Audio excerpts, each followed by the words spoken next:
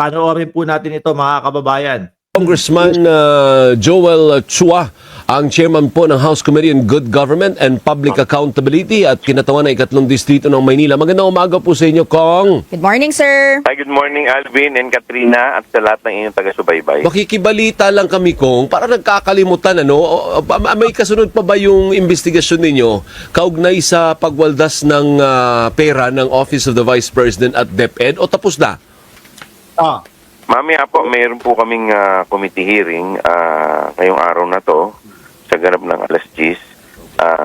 Magkakaroon po kami ng year-end wrap-up para po sa kung ano po yung mga nangyari.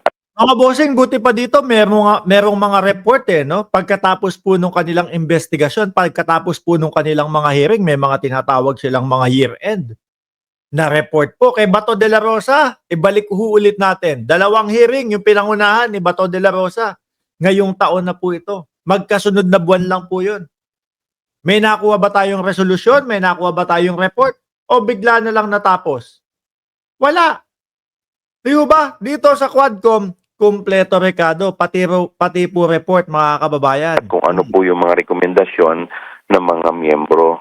Pero ito po ay patungkol lamang sa Confi Fund. Opo. So na-wrap up na tayo. Kumaga ito na yung mga huling, this may be the first of the last hearings ng committee ninyo. Opo, insofar as the Confi Fund is concerned. Kaya lang, di ba marami pang tanong? Like, Ayan, madami pang hindi nasasagot mga kababayan. Si Kokoy Villamin, bakit hindi nag-e-exist? Yung mga resibo, di ba? Kung saan mga nanggaling yung mga pangalan na yun. Yung sila La Chica, ipapatawag pa. Bakit po, sir? sino yung si Piatos? Hindi pa natin nalaman sino yung Piatos. Si Mary Grace Piatos. Hindi pa natin natanong si Kernel. Si Kernel at Chica. Para hindi pa po masyadong tapos, Congressman. Meron na po kasing internal investigation ng AFP. Kaya ito po ay ibinigay na po namin sa kanila pagdating po dito sa 2 security officer. Ipinasa na pala sa AFP mga kababayan yung pag-iimbestiga. So, ibig sabihin, Kaya yung sige po, sorry po, tuloy nyo. Kaya ito po ay minabuti po ng mga miyembro na wag na po munang makialam pagdating po dito sa investigasyon na gagawin po ng Armed Forces. Okay. So akala ko din talaga ipapatawag yung 2 colonel. So hindi na po. Kumbaga AFP na po ang bahala sa kanila mag-imbestiga, Congressman. Ayan, yan ang maganda mga bossing. No? Hindi po papatawarin ng AFP yan kapag ka po nalaman nila na may katiwaliang ginagawa at lumabag sa batas ng Pilipinas, mga kababayan.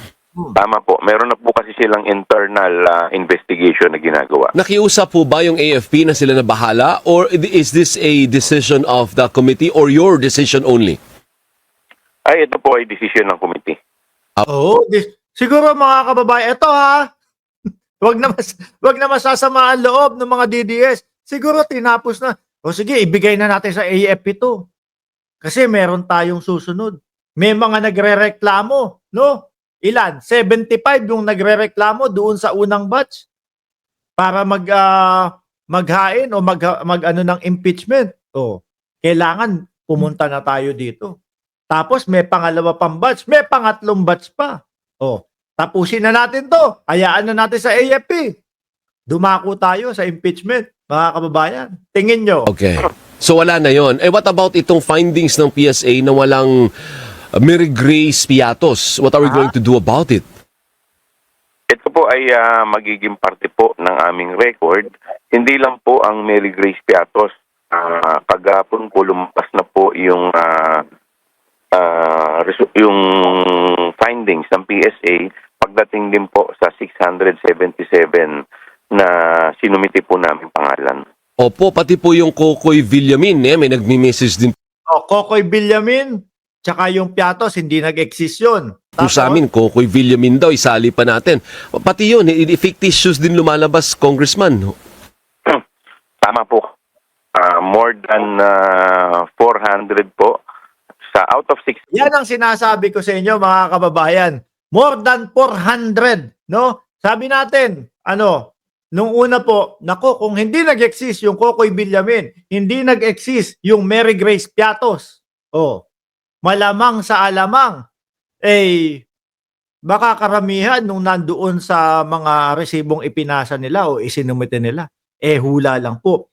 400 mga kababayan. Ano po, Congressman Chua, atras kong konti. Natin.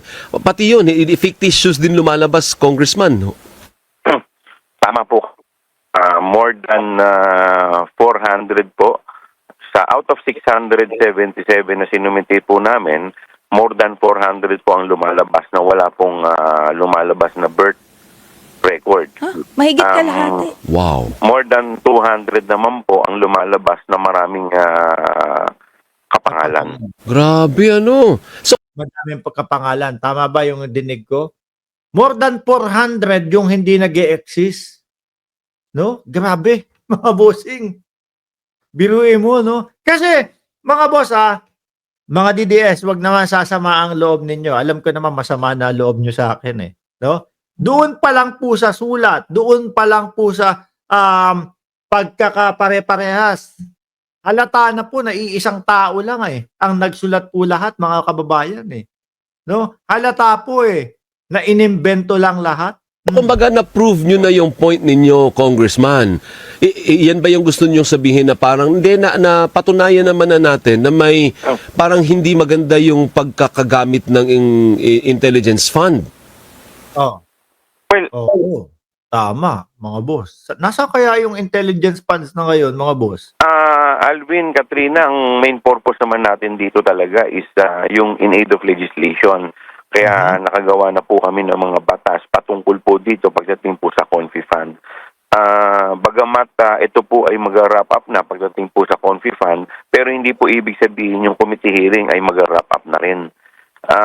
Ito po ay magpapatuloy pa ayon po sa kagustuhan ng ibang miyembro dahil may mga issue pa po sila na gustong tignan pagdating po dito sa pondo, lalong-lalo na sa pondo po ng DepEd. Kong Joel, bago natin pag-usapan yung iba pang issue na Grabe, ano? Mga kababayan, biruin niyo po yun.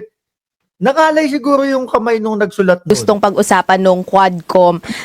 Since nabanggit nyo na yung purpose naman talaga nito is in aid of legislation, anong pag-aamyenda sa batas yung pinopropose o yung napropose na ng komite para dito sa mga fake birth certificates? Kasi ito din yung naging problema kay Alice Go. PSA din yon. So paano po balak baguhin ng Kongreso yung sistema para masigurong hindi na tayo mauulit na makalusot yung mga ganito? Iba po yung sa Quad. Actually, ang nakikita ko diyan hindi yung dito kay Mary Grace Piatos. Ang nakikita ko hindi naman po PSA ang may problema diyan no? Yung kay Alice Go, ayun kasi pineki yung mga birth certificate. Kung ano-ano po yung mga ginawa sa mga birth certificate. Yung sa kanila ho, mga bossing, kumbaga, ang pineki po yung mga pangalan no? Hindi naman po yung mga birth certificate. So nakikita ko hindi problema ng PSA itong ano na to. Etong sa Mary Grace Piatos na to. Iba po yung sa atin po. Yung sa atin naman po kasi is yung public accountability. Tayo po yung sa Blue Ribbon. Iba Yes, po sir. yung tinatalakay po ng Quadcom pagdating po kila Alice Guo. Yes, sir. Pero, Sa atin sir, po yung paggamit po Sige, ng sir, go Confi ahead. Fund, ito po yung dalawang proposed House Bill na amin pong itatalakay o isusumiti, an act regulating special disbursing officers and imposing penalties for misappropriation. At yung isa naman po na isang ipopropose po namin ay yung paglilimita ng mga Confi Fund sa mga ahensya at sa mga departamento na wala naman pong kinalaman sa intelligence gathering, sa national security, at saka sa peace and order. meaning, sir, malilimit na lang Alam niyo po mga bossing, sa confidential funds po, no, sa Vice President, ako agree ako diyan no, na magkaroon ng confidential funds. Pero dapat tama yung paggamit, mga kababayan. Bakit to? Kasi ang explanation ko diyan, mga bossing, simple lang ho Kasi ang Vice Presidente, pumupunta yan doon sa mga kababayan natin na tinatawag natin na nasa laylayan po, no? Yung mga talagang kailangan maabot ng Vice Presidente. Yun yung nagiging nagiging trabaho o nagiging pwedeng trabaho ng ating Vice Presidente. So mga kababayan, meron pong mga liblib na lugar na syempre meron pong mga NPA or kung ano man mga kalaban na pupuntahan na pwede pong ang gawin nila doon sa confidential fund, saglit lang pupunta ang Vice Presidente doon sa lugar na yon, no?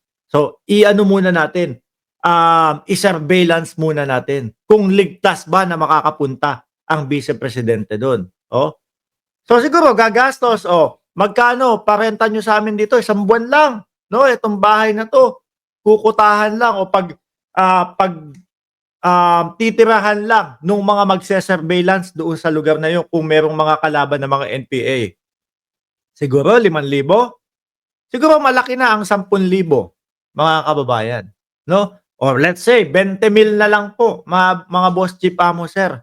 Merong mga bahay na 20,000 para naman kahit papaano yung mga magse-surveillance doon sa lugar na yon maginhawa yung pagtira nila. Sasakyan, rerenta, yung mga ganun ho, mga bossing.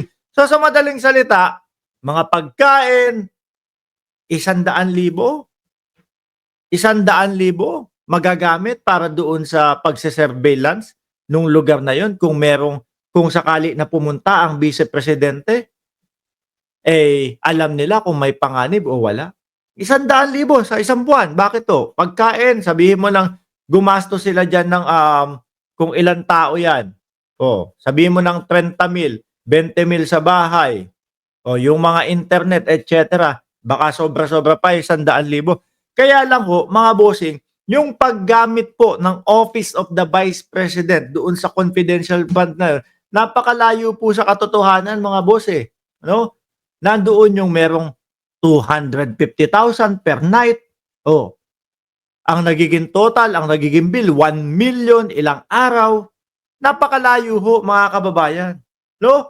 Kaya ako umaagree na magkaroon ng confidential funds ang Vice Presidente kung tama ang paggastos. Di ho ba? Sa DepEd, agree din ho ako, mga bossing, kung tama ang paggastos ulit. Bakit to? Di ba napabalita nga dati, yung mga makabayan, sila yung gumagapang po doon sa mga eskwelahan, nagre-recruit para pumanik sa kabundukan. So pwede din pong gamitin doon yung mga confidential funds sa Department of Education upang sa ganon mamanmanan ho, mga bossing, no? Yung mga nanghihikayat na maging makabundok yung ating mga kabataan.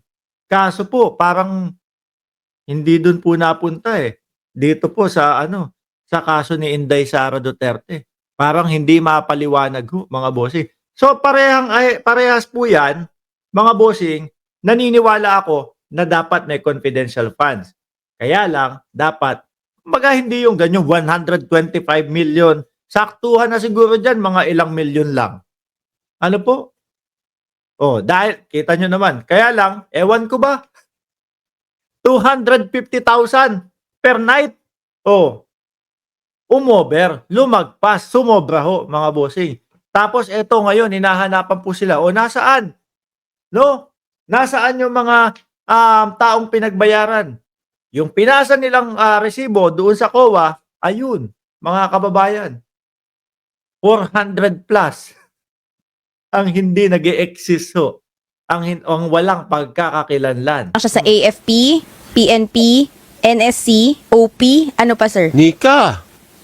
Marami po. Mga, PIDEA, yung LGU po, pwede rin po yan. Provided sila po yung Chief Local Executive dahil sila po ay mandatos, ang peace and order. So, sir, Yung MICA, yung PIDEA, yung iba pang mga ahensya at departamento na may kinalaman sa peace and order, intelligence gathering at saka national security. So, Confidential fund. sir, bukod sa OVP, sino yung matatanggalan?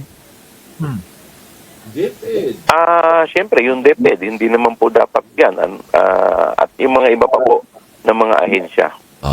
Anyway, Kong, pihit lang ako ng konti. So, ibig sabihin, si Vice President Sara Duterte, hindi na kailangan pumunta dyan today sa hearing. Kasi Wala na. Hindi naman din pupunta, mga bossing. winding up na rin naman pala. Sabi ni James Tinggalong, nag-imbento na naman ang mga crooks. Saan mag-iimbento? Tinatanong yung mga PSA, inaalam sa PSA kung may mga record yung mga pangalan doon sa tawag diyan? Doon sa kanilang mga resibong isinumite. Di ba? Paano naging imbento yun? Kumpleto rekado, kumpleto ng pag-iimbestiga. Ganyan po ang utak ng mga DDS, mga kababayan, kapag ka nasusukol ang vice-presidente. Kapag ka merong mga hindi maipaliwanag yung kanilang mga iniidolo. Biruin mo, dapat nga po mga bossing, alarma na sila dito no? Bakit to? Isa po sila doon sa kinakaltasan ng mga buwis kada buwan, mga kababayan.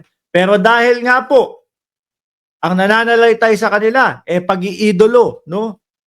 Ayun, hinahayaan na nila. Okay lang yan. Hindi totoo yan, no? Kahit bumabalandra na po sa pagmumukha nila, mga kababayan, na biruin mo, 400 mahigit inaalam at nalaman na hindi nag-e-exist yung mga pangalan na yun. Para sa kanila, imbento lang daw ho. Dapat nga, worried na sila. Mga bossing. Bakit to? Yung mga kaapu-apuhan nila, magiging apo nila, magiging anak nila, yun lalo ang maaapektuhan nito dahil talagang bubulusok ang bansang Pilipinas kapag yung mga korupsyon na po yan, hindi po naagapan at hindi po naputol ngayon pa lang. Grabe, Sara, magaling, nakakabilib sa pagkorap. Sus, si Sara, Duterte, bigyan ng award yan.